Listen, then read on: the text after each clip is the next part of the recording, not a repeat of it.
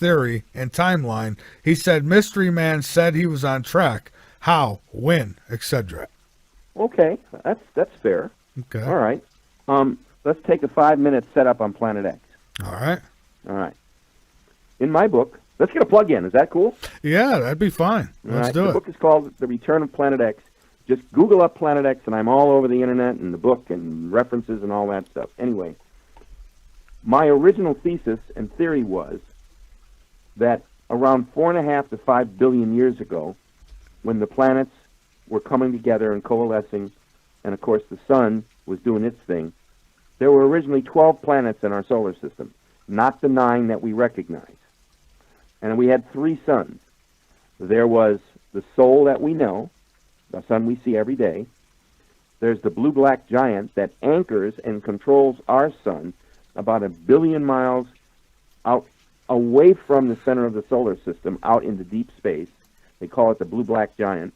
And there was a third sun, a little baby sun. And it was the size of Saturn, but 60 times the mass of Saturn. It was a little baby sun that our sun was nurturing to become another fusion sun. And why was there 3 suns? That sun, we believe, was originally designed to work exclusively with Venus, Earth, and Mars. Venus being the second planet from the sun, Earth being the third, and Mars being the fourth planet from the sun. And I always like to pose the question to our listening audience.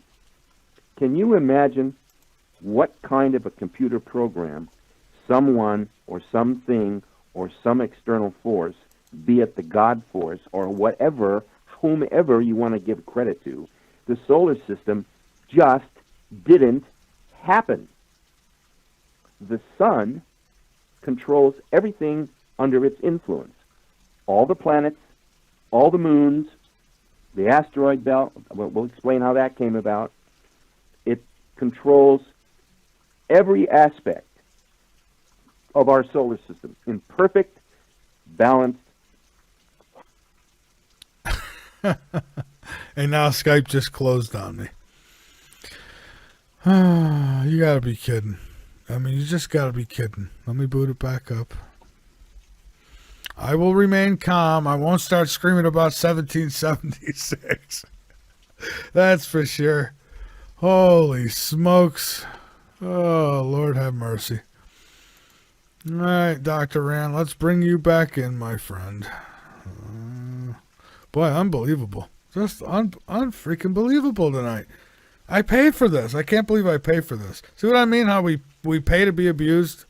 I mean, we really do. I'm paying to be abused. I'm not. What am I getting out of this relationship with Skype? Except for headaches.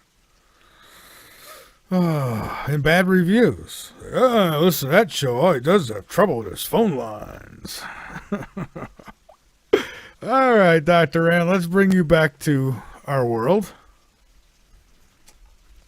Hello? Hey, Dr. Rand. Apparently the universe wasn't happy with your conversation, so you're back, though. Sorry about that. Let's put it this way. They're back.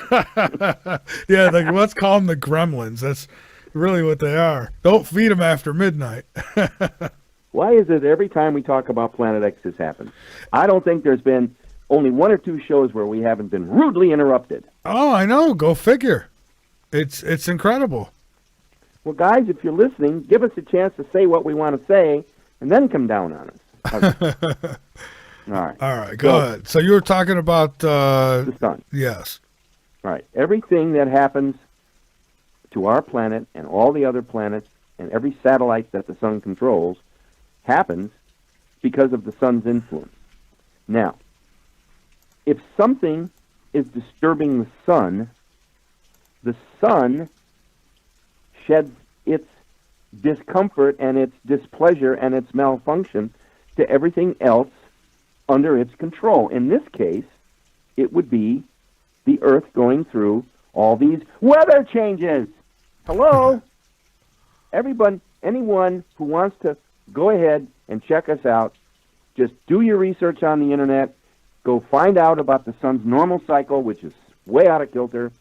Go ahead and find out about sunspots and these aberrations where the sun spits out these energy storms, the CMEs, and all of that kind of thing, and you'll suddenly realize, as I've been saying for years, I don't believe, and I'll graduate back to Planet X, but it's important we understand the foundation. In fact, tonight's a really good night. We haven't talked about Planet X to this depth in months. No, we haven't. And for the listeners, I'm going to tell you really quick before we dive any more into this, is that I am going to be looking into getting an actual hardline phone service into this desk here so that I don't have to deal with Skype no more. I've had it. I've really had it with them. But go ahead, Dr. Rand.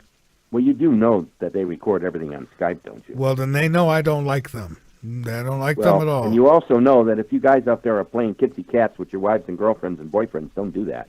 That's all being recorded. That's all I want to say. Hey, I'm not pulling an Alex Jones on you, and I'm not going to pull a Donald Trump on you. But they're watching and listening. That's right. Okay. Whew. Got that off my chest. All right. Now, I do not believe that the concept of global warming is accurate.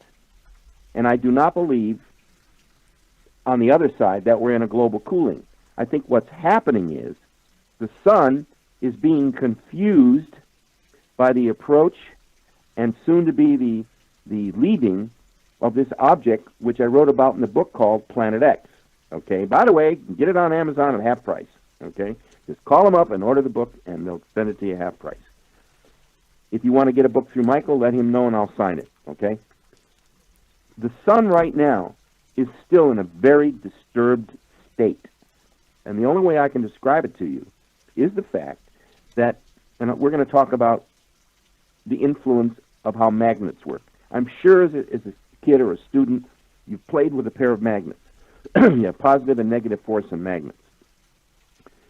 If you put the two positives together, you can't. It's almost impossible to force two magnets against each other and hold them. If you flip them around and have the negative positive, bam, they lock in together, okay? Now, this object, which I call Planet X, or wormwood, and I'll get into the wormwood aspect in a second. What's been happening is that the mass of this object, and I'll go back in, Mike, and tell you how I think it got out there and how it all happened. I alluded to it about what happened about 4.5 to 5 billion years ago.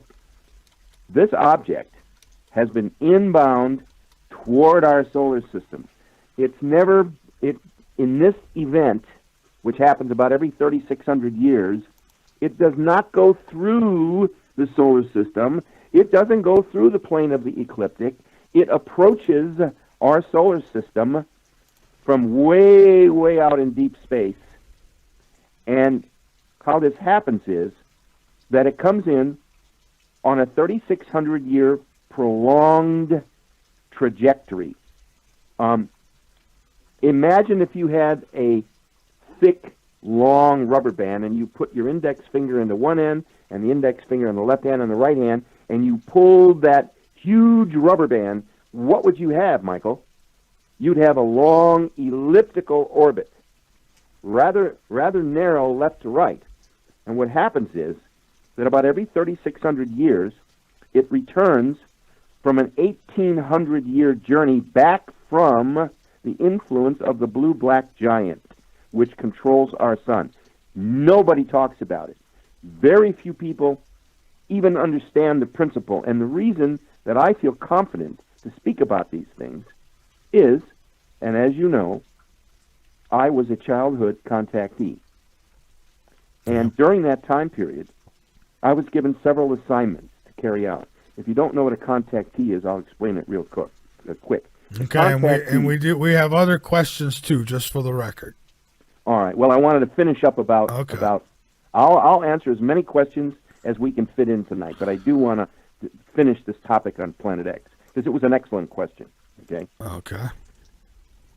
This object, which I call wormwood in the book, and by the way, the reason I call it wormwood was that after about 7 years of doing research, I finally worked my way down to the 8th chapter of the book of Revelation written by St. John the Divine, who was at that point excommunicated and living as a hermit on the Greek island of Patmos. And what most people don't realize, I may be digressing, but it's all part of the story, is that it was the Lord Jesus himself who dictated through an angel everything that John recorded, which became the last book of the Bible, which very few people understand. It took me years and years and years to put all the pieces together. And in fact, to this day, no offense, Rome, the Catholic Church does not teach from the book of Revelation for one very good reason, which I won't get into tonight. Okay. We'll let Peter Kling dig into that. He was just on last night, as a matter of fact. Wow. How's Peter doing? He's doing great. We had a really good show last night. The time flew by. We made good use of it though, and then Peter was on the next show after me too. He decided he didn't have enough with me. He had to do another couple hours. I was supposed to call him. He called me yesterday afternoon. I had called him a couple of days ago, and I was supposed to call him back last night, but I had a whole series of little issues here. Two of my kitties got sick. They just ate too much, and I don't even want to get into this. I was cleaning up my carpets for hours. Okay? Oh God! I have a wetback. Thank God for rainbow wetbacks. You know. Anyway. Back to the story. It appears that in chapter 8, incidentally, is the chapter that deals with all the crazy, nasty earth changes that we are beginning now to experience going into the end times. Now, I'm not going to try to predict that I know when the end times are, but I'll tell you something. If you learn how to read the book of Revelation, and if you go to chapter 8, and you go to verse 11, it says, "And the name of the star is Wormwood." It does. Now, I know everybody at Chernobyl. No. See, I don't think it's Chernobyl because... Don't get sidetracked by that. Well, here's why I don't think so. Is because I hear often, well, in Russian it's Chernobyl. It's like, okay, well, why is Russian significant? What does it mean in Japanese? You know, so anyways, Go ahead. Yeah. So when I put all the pieces together, and I'll digress one little point. During the time of my research, I had a living room wall that served as a huge, what do you call it when you put 3x5 cards up? Not chalkboard. It was like a huge piece of a puzzle. That's stuff that absorbs pins. Yeah, I know what you're saying, like what detectives do. Yeah, like you see one of these detective shows. I must have had at one point about 2,400 3x5 cards. I was buying map tick pins. I must have had 3,000 of those suckers, okay? And what I would do is, as I'd get a new piece of information, I'd have to find where it fit into the puzzle. And eventually it led me to the book of Revelation. Do you know who Dr. James J. Hurtak is? No, not offhand. I've got to get him on your show. He will fascinate your audience. I've known Jim now for 25, 30 years. That's another whole story for another show. Give him my email. I'd love to have him on. When we do the show on we still doing our 17th show? Yes, we're still scheduled for the 17th with Robert. Okay. He's going to be joining us too, and right. Yeah. Right. I'll talk a little bit about Jim Hurtak then. He's been my mentor, and he's absolutely unbelievable. If you want to learn a little bit, just Google up the Keys of Enoch, the Book of Knowledge. The Keys of Enoch, the Book of Knowledge, Dr. James J. Hurtak, and you'll find a whole bunch of stuff. Okay. So I suddenly realized, all the pieces started to come together because I had been researching earthquakes and tidal waves and volcanoes and storms and tornadoes, all of that stuff, and it all suddenly came together. Okay. Where did this little baby sun come from, and why was it called Wormwood? About 4.5 to 5 billion years ago, I theorize that there were 12 planets. There was no asteroid belt. If you've ever been to a planetarium and you walk in and you see the display, you see it's like a big wall mural. You see the sun in the center, and you see all the planets in their proper spacing and alignment. You know, starting with the sun, and then the hot one, and Venus, and then Earth, and then eventually all the way out to little Pluto. You'll notice that they're all rotating the sun in a counterclockwise rotation. not clockwise, counterclockwise, as does all of the stars in our galaxy, as do all of the planets that circle our sun, and our sun itself rotates in a counterclockwise direction. Now, there's a reason for that. It has to do with the center point of the galaxy, which they believe is probably a gigantic black hole, which holds all, can you imagine the power? It holds the 10 billion count of stars in our galaxy, and all of the star clusters, and it goes on and on and on and on. And I asked a question earlier, who in the hell designed the computer program that created all of that? Now, our galaxy is a small one. There are 100 million suspected, you can check me out, at least 100 million potential galaxies, if you understand how the string theory works, okay? Ours is not a very spectacular galaxy. Yet, it's 150,000 light years across, and it's between 75 and 85,000 light years thick at its core. And it all rotates in a counterclockwise motion. I'm not sure that we've ever been presented the real scientific reason for that, but it is a fact that this is how the galaxy and everything in it rotates, including our solar system. Why is this important? Because about 4.5 to 5 billion years ago, I theorized, and I started to mention about me being a contactee.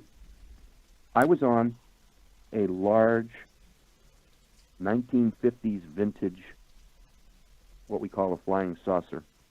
Incidentally, they all used to be round. Now they're wedge-shaped. Now they're star-shaped. They're oval. Oh, they can oblong. make Rosie O'Donnell fly now. Levitate. Oh my God! Yeah. I'm a big fan of Rosie. Oh yeah. I'm sorry. Oh yeah, she loves. Oh, she and the Donald are the best of friends. Oh, I know. All right. So I asked about these things in subsequent years, but while I was on board the ship, I was 11 years old, and I was on board this craft for just under 5 hours. I was given a complete tour of my future life. I was told where I would be living and the projects I would be involved in, and the fact that I would write a series of books on UFOs and extraterrestrials and the solar system. And one of the things that I was shown almost at the very end of my tutorial, I was in this classroom with my friend Alon, A-A-L-O-N, for about almost an hour. And I was shown how this collision, which I'll describe in a second, took place, and how this baby sun got kicked out of its orbit and why. So I come at this story and this theory and the book I wrote with what I feel is inside knowledge that has pretty much been backed up by all the different people that I've interfaced with. And God, I've had hundreds and thousands of emails over the last 7-8 years. And we got another break coming up in about 4 minutes, Dr. Rand. Just letting you know. let me just finish how the baby sun got kicked out, and then we can go on from there. Okay. This object was a huge planetary-sized asteroid-type space object, and it came careening, in this case, through the plane of the ecliptic of our solar system. It took out at least 1 or 2 planets on the outer fringes. One of them may be Nibiru, this so-called planet inhabited by the Nephilim, okay? And I'm not exactly sure that this planet might, in fact, it might be in tow behind our modern-day Planet X or Wormwood. It would explain, in many things in the Bible, about the Nephilim seem to come and go. Could be an army of Hillary Clintons, maybe. Oh, don't say that. You'll scare all of our listeners away. I'm sorry. I shouldn't have done that. Continue, Michael, please. Apologize to everybody. Oh, I am sorry. I am. I don't want to beat up. I hate to digress. I don't want to beat up on Hillary. Can you imagine her utter despair and humiliation at having to congratulate Donald on winning the presidency that day? Well, Dr. N, I'll be honest. I have suspicion that she's on the bat phone calling some of these leaders around the world trying to get them to give Donald a hard time. I personally think that, but I'm sure, but I look at it this way: if she's as sinister as we believe she is, she'll have to meet her maker in her own time and in her own fashion and come up with her own answers. And I leave it at that. Okay. All right. That's fair enough? That is fair enough. All right. So this object comes careening in through taking out a couple of planets. One of them might have been Nibiru. And it kind of zeroes its trajectory in between Saturn and Mars. There was a planet very famous in ancient literature and lore, all the way back to the Phoenicians and all the way back to the early Mesopotamian cultures. It was called Marduk. And that name, if you want to Google up the name Marduk, everybody out there, it's a fascinating little bit of research that you will do. It hit Marduk head on, smashing it into 10 billion trillion pieces, which then became what I believe is the asteroid belt. They give us all these lame excuses. Well, all the debris that was left over, no, it just didn't all collect in that orbit. Come on. The public isn't that stupid, okay? That's right. The public just isn't that gullible. Something had to happen to create that huge collection of space debris, all right? I believe it was Marduk. Now, a big piece of it blew off of Marduk, and a piece of it hit Mars, killing it. Another piece hit the Earth, and I think at that point, since Pangea was the one large main landmass, I believe that it hit somewhere in the area of what is modern-day Mediterranean Sea. By the way, the Mediterranean Sea is very deep, okay? Right. And it's got a strange configuration. The question is, how in the hell did the Mediterranean Sea get to be the shape and the size that it is, and have the Rock of Gibraltar having that narrow isthmus to go through, okay? Now, when that happened, I believe it began what's known as continental drift, where the continent started breaking apart. They think it happened around 4.5 to 5 billion years ago. We can talk about that in another show. Okay. Another piece hit the Earth. Just talked about that. Another piece hit Venus, instantly killing its atmosphere. And another piece hit our little hot baby. I call it the hot baby. The hot baby, huh? the little guy that just sizzles near the sun. And then another piece, a big piece, happened to collide with the little baby sun head on. And when it did, mind you, this little baby sun is in its formative stages to become a fusion planet. Our sun is a perpetual fusion machine. Supposedly it will last another 7 to 10 billion years. Of course, none of us will be around, all right?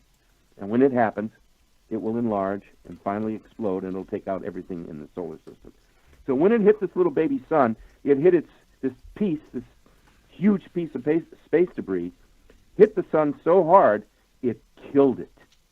It killed its fusion process, spun it 180 degrees out of its orbit, which was in a counterclockwise motion, and sent it careening out away from the sun toward a trajectory that directed it toward the blue-black giant, which is the giant cold. That sun is a cold fusion star.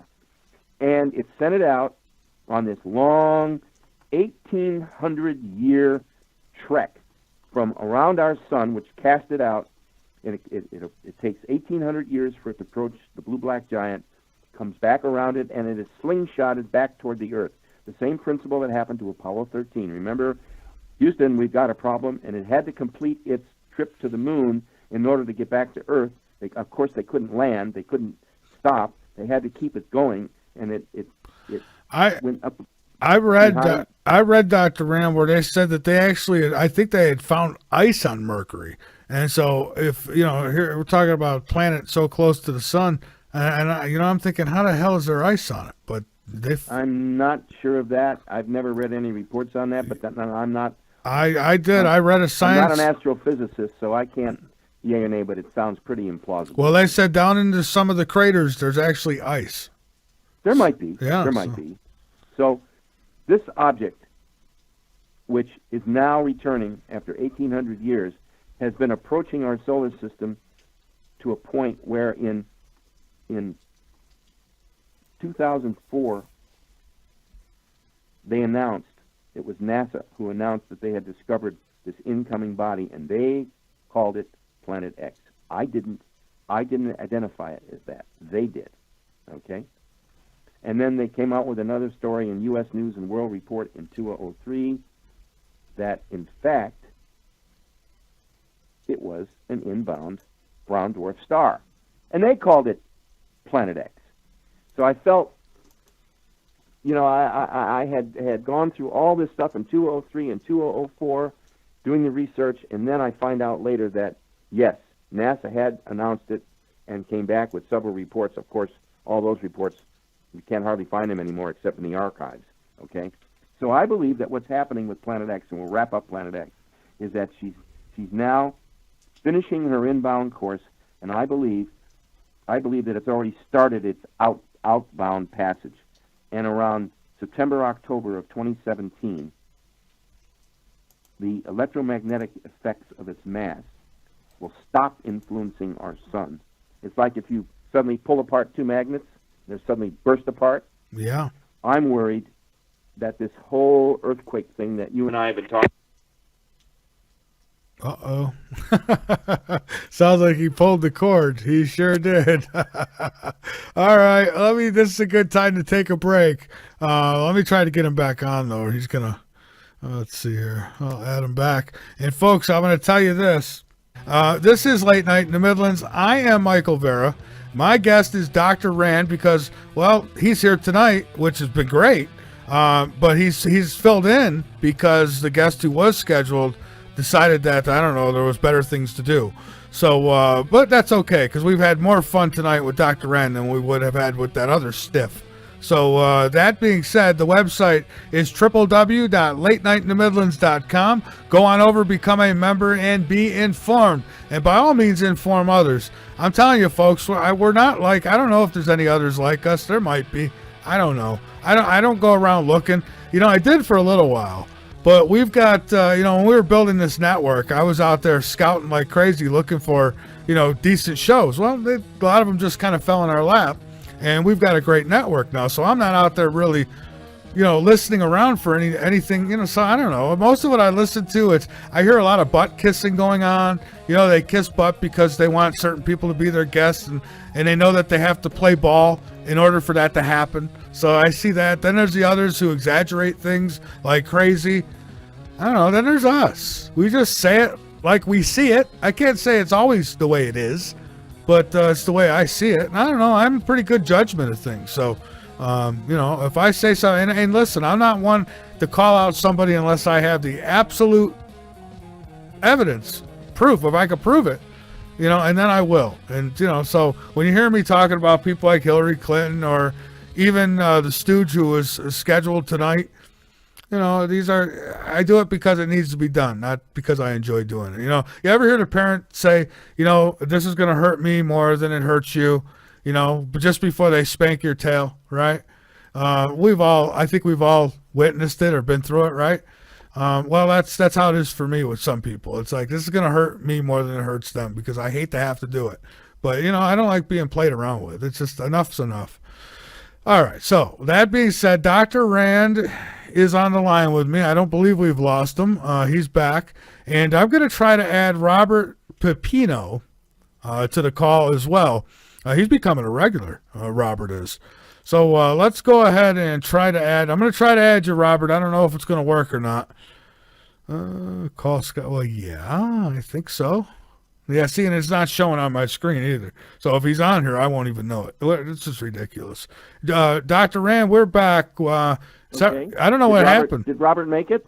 I don't know. Robert, are you with us? Robert? I don't think he is. I don't think he is.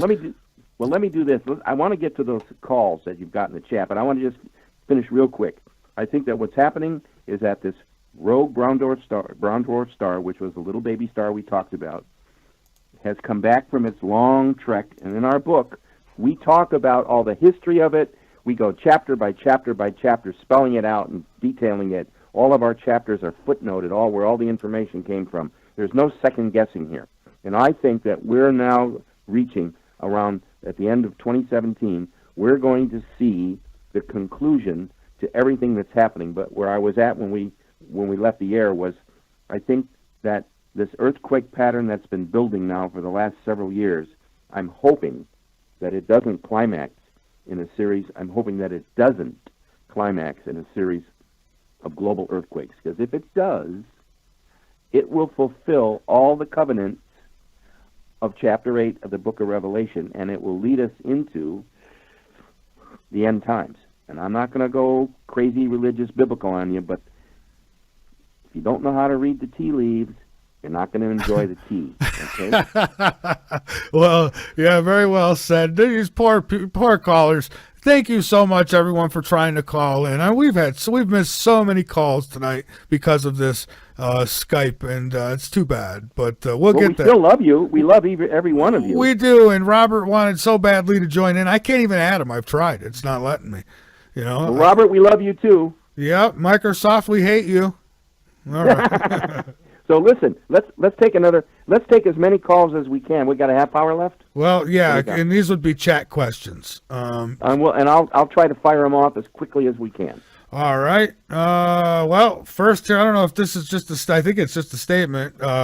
You can't be credible when you, I don't know, SIS. It's about Jesse Ventura and sick Jesse Ventura on David Icke. That's referring back when we were talking about Alex Jones.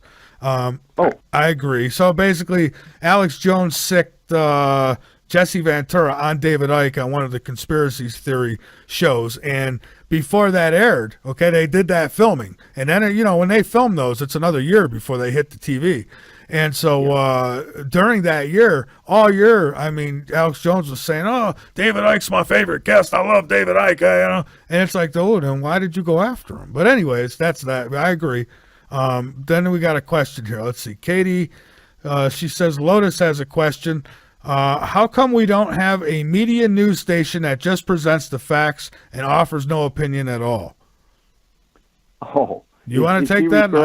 Yeah. Is she referring, I assume, that she's referring to the sorry state of the crooked media these days? Yeah, absolutely. Well, let's put it this way. I've been a political interested person since I was a poll watcher with my mother all the way back to the 50s. I have never, ever not known a time when the press was liberal, and I have never known a time when the Democrats, and, you know, they're our brothers and sisters. I mean, I don't want to trash them as not being American, but I've never known the Democrats not to play dirty pool. I lived in Chicago. I can tell you, there are thousands and thousands of dead people that vote every single election. It's the zombie apocalypse. Every 4 years, they come out of their graves with their voters' registrations. And then they disappear again. It's like my Donald Trump sand crab people that I talked about leading up to the election. Remember? Yeah. Then you got Hillary Clinton's grave crab people. Oh, you said it. I didn't. All right. To sum that up, and then we'll take as many more questions as we can. Okay. I'm not sure that this will correct itself the first 4 years. I think that what the Donald's going to have to do, the president, I shouldn't say the Donald, President Trump, is going to have to absolutely clean up the swamp, drain it, bring forth his policies, prove that he's right, prove that he's sane, and I don't know if there's such a thing as shaming the press back into becoming normal, rational, thinking human beings. We can try. The only way that gets fixed, Dr. Rand, is if somebody with those morals buys out the news agency and insists on it or fires the people for not doing it. I think with the people who are running it all now, I have no faith in them at all. They're puppets. They do, I don't know. I guess they do what they're told, but many of these chains are owned by families, like the Hearst Corporation. Yeah.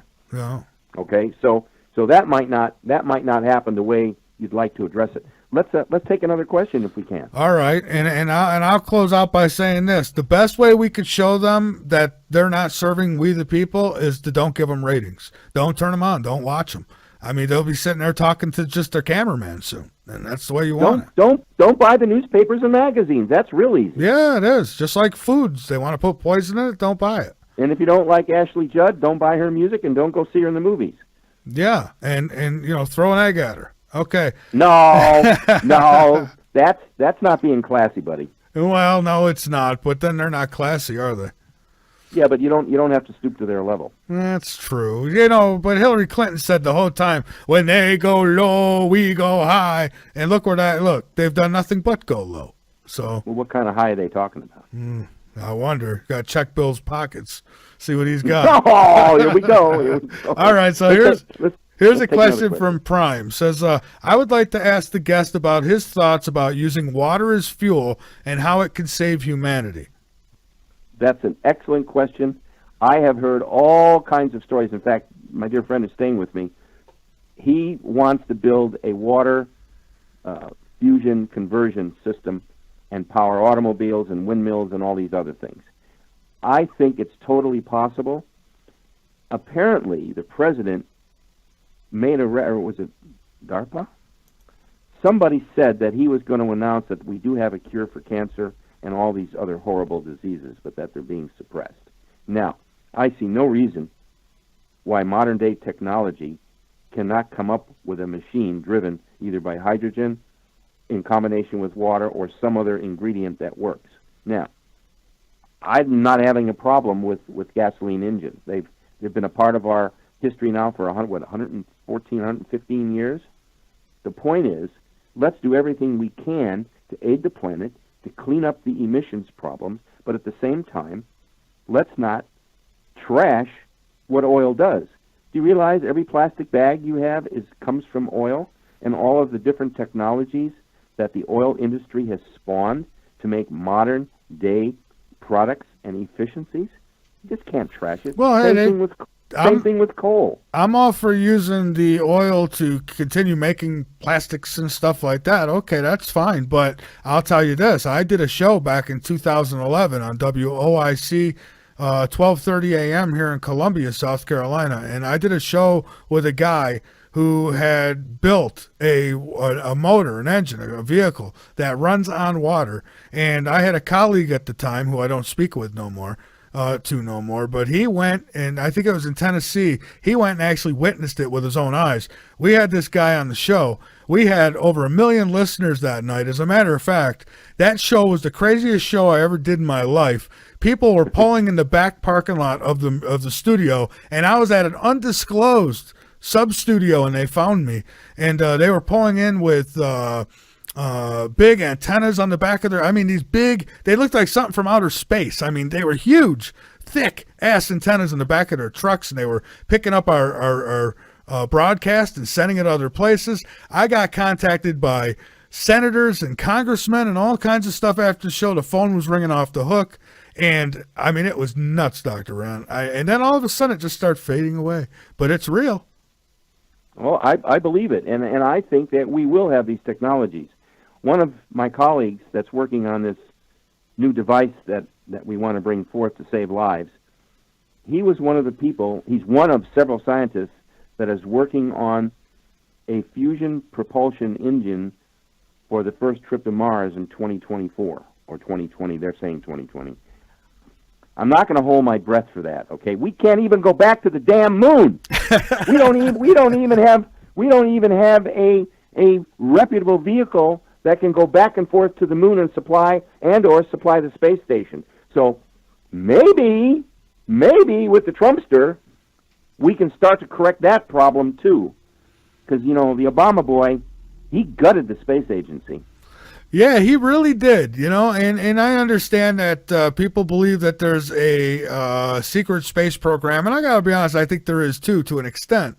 I don't know how deep that goes because I've never seen what I need to see to back it all up, but I do believe that there is this space program. It's pretty hard if there is. It's pretty hard to hide these space launches.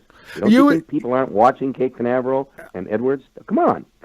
Well, I think people are thinking technology much more advanced than just igniting off in a spaceship, but who knows? You're referring to Hitler's saucers? Well, not so much. More like teleportation type technologies, maybe time Hmm. travel type technologies that they could possess that we don't know about.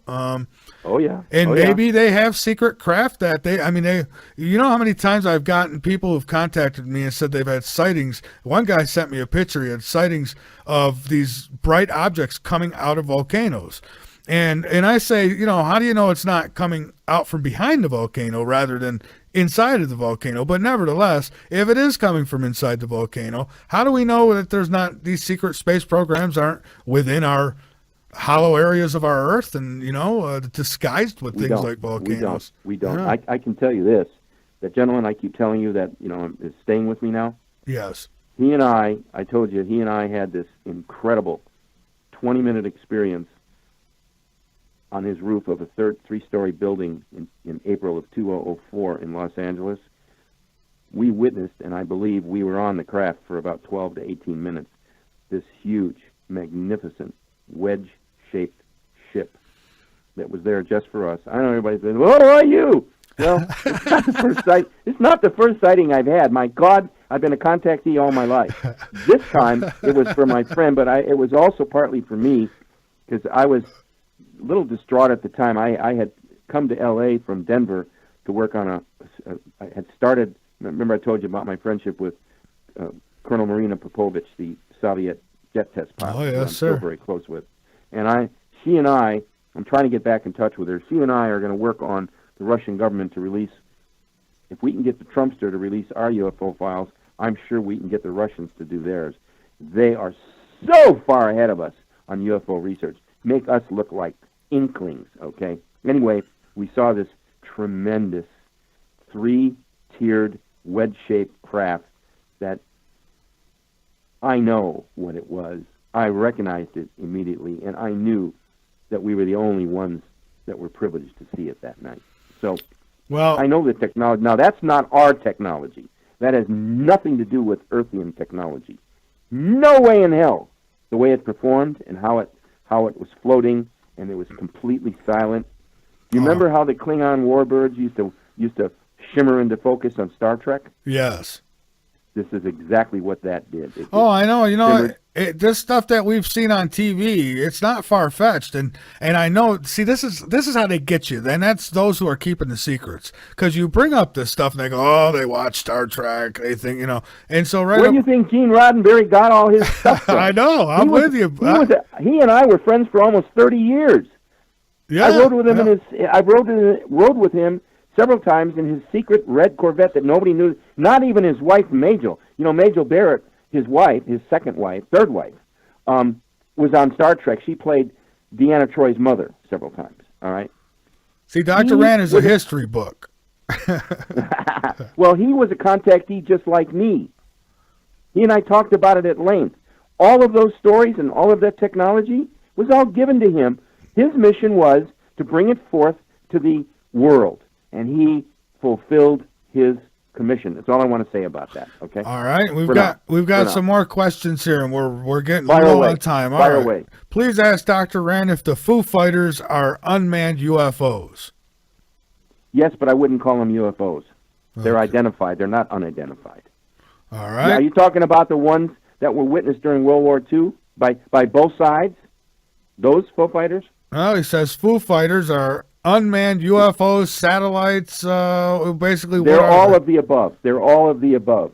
They're alien technologies. They're basically the same kind of thing that drones do now. All right. CR says tried to call. Think they blocked your phone, bastards. All right, I agree with you. Well, listen. We love you for trying. Get back at us on the 17th if you can. All right. Pops asked what his take is on the Hopi prophecy and the red Kachina, blue Kachina. Oh, baby. Oh, baby. Here we go. Oh, that's a sensitive subject. The Hopi are one of the most special, gifted, and beloved Indian cultures on the planet. They were especially chosen by the space people to carry the message and be the keepers of the secrets. By the way, I was given a piece of the sacred shard, which I just had in my hand 2 days ago, one of the Hopi prophecies is that as the end time approaches, the grand mosaic will be totally put back together, and it will then prophesy as close as possible the beginning of the end of this era and this epic time of which the Hopis are the guardians of the information. I don't want to tell you how I got the shard, but I will be told when to get. Holy cow, are they screwing around with us, man? But, go ahead. I'm sorry. They had you coming in and out like. Are you serious? I swear to God, wherever and whoever or whatever it is, yes, absolutely. Playing with our Did you understand anything I said? Oh yeah, they just did it at the end here. It was near the end. So yes, it was probably your last 10 words. Well, we still love you guys. You don't have to mess around. You don't have to do this. Okay. Anyway, they're playing with our frequencies, Dr. Rand. I've got a small piece of shard. I will copy it for you on my copier in color, and I'll blow it up for you. This grand mosaic, once it's put back together, you see, I've been privileged to have a piece of it because of my connection to the Hopi through the UFO experiences that I've had, and I have the greatest respect for them. They are wise, and they are gentle, and they are all-knowing, and they are the guardian keepers of the end time dates and times, and I'll leave it at that. And I will know when I need to get the shard back to the Mesa. Okay? All right, let me get you another question here. We got one more as of right now, and it's Daryl says, Dr. Rand, if the speed of light squared is the central core of non-dual reality, how will consciousness manifest in a reality where technology has faded and information replaces it as a primary imperative in our light, dark-based material planet? I think this guy works at NASA. Ooh, yikes! Yeah, I'm not sure quite how to approach that, but I think I can. I'm not going to pretend that I know about everything he just discussed. Okay. Yeah. But I will tell you this: knowledge, true knowledge, doesn't come from the outside. It's given to you through spiritual enlightenment and discernment and understanding. If the space of your soul is in balance, and if you understand the covenants of what Christ's teachings were about unconditional love. I'll accept that. I didn't throw you, did I? I wasn't trying to be cute. No, it's just if you understood that question enough to give that answer, I'm going to accept it. Okay. That's all. But listen, we've got about another 5 minutes, and what I want to do, Dr. Rand, is give you the floor to get out anything that you'd like, and I thank you for coming in and helping save the day. Thank you. Well, I want to go back to the political issues. Okay. I just today was devastated. A very dear, loving friend of mine. I'm not going to go with any names. A lady that I've enjoyed dinners and lunches with and deep conversations. She called me up to tell me that because I was a Trump supporter, that she could no longer feel in her conscience that she could talk to me or be with me or have lunch. When I say be, I don't mean physically. I'm talking about as a friend.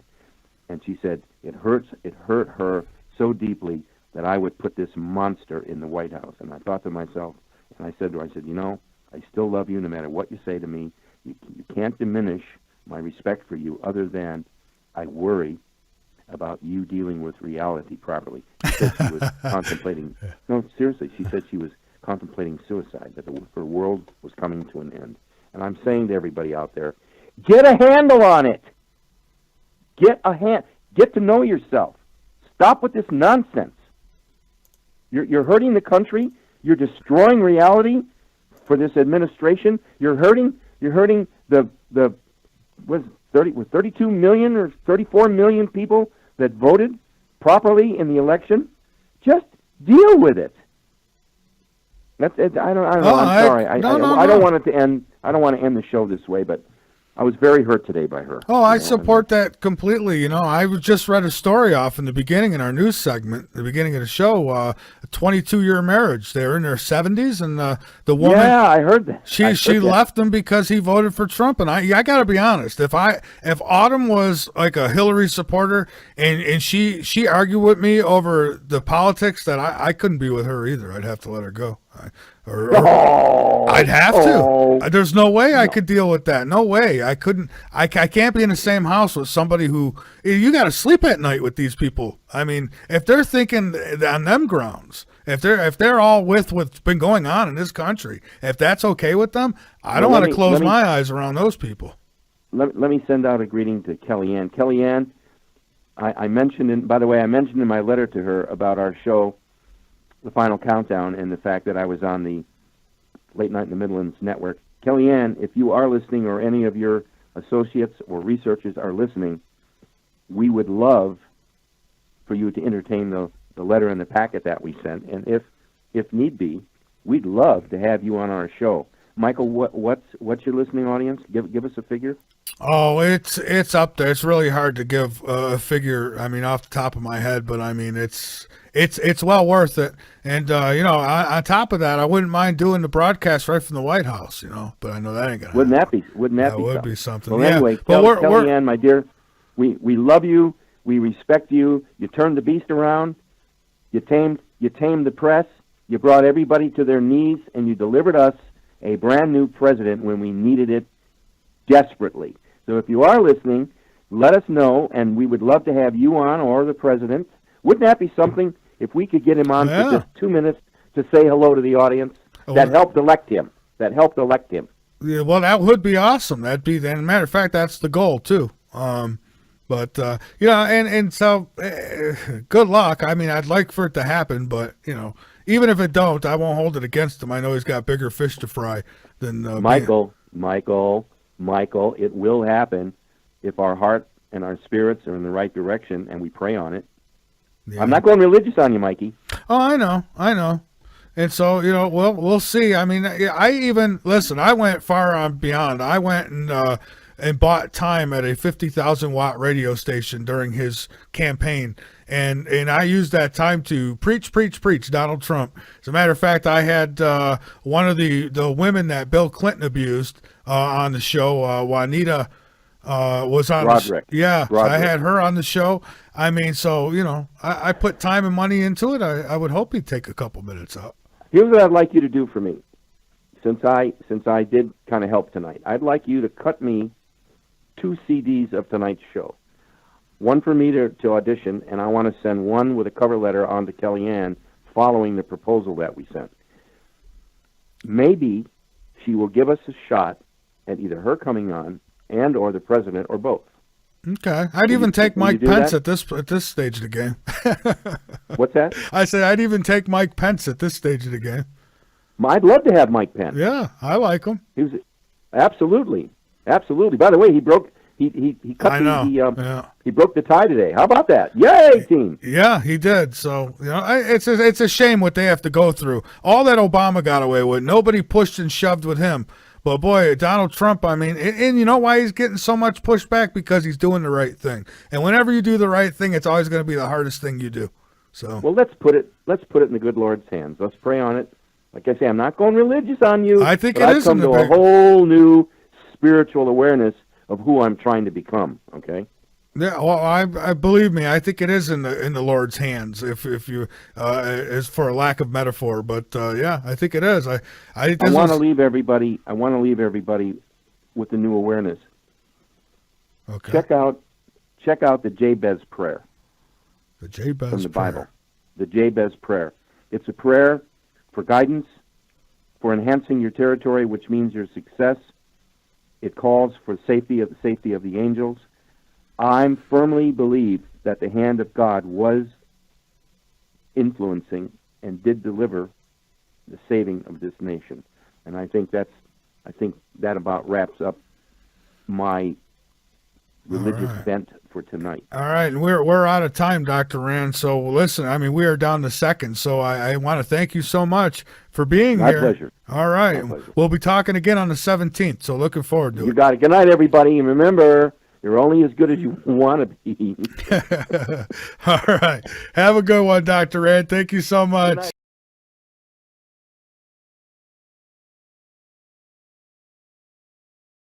Please ask guest to summarize his Planet X theory and timeline. He said Mystery Man said he was on track. How, when, etc. Okay, that's fair. Okay. All right. Let's take a 5-minute setup on Planet X. All right. All right. In my book, let's get a plug in. Is that cool? Yeah, that'd be fine. All Let's right. do The it. book is called The Return of Planet X. Just Google up Planet X, and I'm all over the internet and the book and references and all that stuff. Anyway, my original thesis and theory was that around 4.5 to 5 billion years ago, when the planets were coming together and coalescing, and of course the sun was doing its thing, there were originally 12 planets in our solar system, not the 9 that we recognize.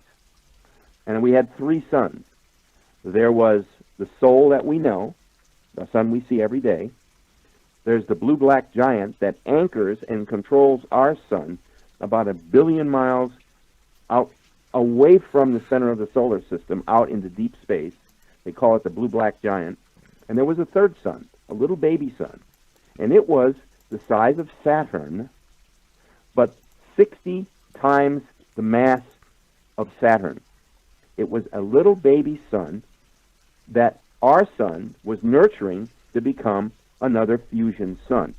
And why was there 3 suns?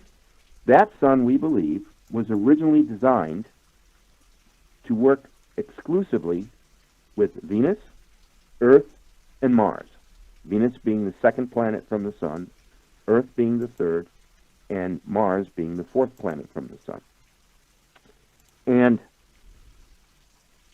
I always like to pose the question to our listening audience. Can you imagine what kind of a computer program someone or something or some external force, be it the God force or whatever, whomever you want to give credit to, the solar system just didn't happen? The sun controls everything under its influence. All the planets, all the moons, the asteroid belt, we'll explain how that came about. It controls every aspect of our solar system in perfect, balanced. And now Skype just closed on me. You gotta be kidding. I mean, you just gotta be kidding. Let me boot it back up. I will remain calm. I won't start screaming about 1776. That's for sure. Holy smokes. Oh, Lord have mercy. All right, Dr. Rand, let's bring you back in, my friend. Boy, unbelievable. Just unfreaking believable tonight. I paid for this. I can't believe I paid for this. See what I mean? How we pay to be abused? I mean, we really do. I'm paying to be abused. I'm not. What am I getting out of this relationship with Skype? Except for headaches. And bad reviews. Listen to that show. All he does is have trouble with his phone lines. All right, Dr. Rand, let's bring you back to our world. Hello? Hey, Dr. Rand, apparently the universe wasn't happy with your conversation, so you're back, though. Sorry about that. Let's put it this way. They're back. Yeah, let's call them the gremlins. That's really what they are. Don't feed them after midnight. Why is it every time we talk about Planet X has happened? I don't think there's been only 1 or 2 shows where we haven't been rudely interrupted. Oh, I know. Go figure. It's incredible. Well, guys, if you're listening, give us a chance to say what we want to say, and then come down on us. Okay. All right, go ahead. So you were talking about... the sun. Yes. All right. Everything that happens to our planet and all the other planets and every satellite that the sun controls happens because of the sun's influence. Now, if something is disturbing the sun, the sun sheds its discomfort and its displeasure and its malfunction to everything else under its control. In this case, it would be the Earth going through all these weather changes. Hello? Anyone who wants to go ahead and check us out, just do your research on the internet. Go find out about the sun's normal cycle, which is way out of kilter. Go ahead and find out about sunspots and these aberrations where the sun spits out these energy storms, the CMEs, and all of that kind of thing, and you'll suddenly realize, as I've been saying for years, I don't believe, and I'll graduate back to Planet X, but it's important we understand the foundation. In fact, tonight's a really good night. We haven't talked about Planet X to this depth in months. No, we haven't. And for the listeners, I'm going to tell you really quick before we dive any more into this, is that I am going to be looking into getting an actual hardline phone service into this desk here so that I don't have to deal with Skype no more. I've had it. I've really had it with them. But go ahead, Dr. Rand. Well, you do know that they record everything on Skype, don't you? Well, then they know I don't like them. I don't like them at all. And you also know that if you guys out there are playing kitsy cats with your wives and girlfriends and boyfriends, don't do that. That's all being recorded. That's all I want to say. Hey, I'm not pulling an Alex Jones on you, and I'm not going to pull a Donald Trump on you. But they're watching and listening. That's right. Okay. Whew. Got that off my chest. All right. Now, I do not believe that the concept of global warming is accurate. And I do not believe, on the other side, that we're in a global cooling. I think what's happening is the sun is being confused by the approach and soon to be the leaving of this object, which I wrote about in the book called Planet X. Okay? By the way, get it on Amazon at half price. Okay? Just call them up and order the book, and they'll send it to you half price. If you want to get a book through Michael, let him know, and I'll sign it. Okay? The sun right now is still in a very disturbed state. And the only way I can describe it to you is the fact that, and we're going to talk about the influence of how magnets work. I'm sure as a kid or a student, you've played with a pair of magnets. You have positive and negative force in magnets. If you put the two positives together, you can't. It's almost impossible to force two magnets against each other and hold them.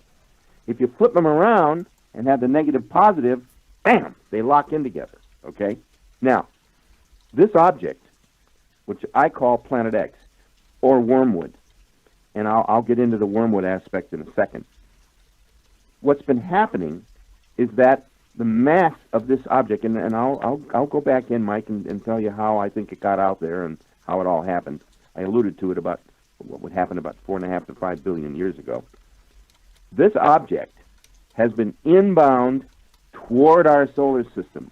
It's never, in this event, which happens about every 3,600 years, it does not go through the solar system. It doesn't go through the plane of the ecliptic. It approaches our solar system from way, way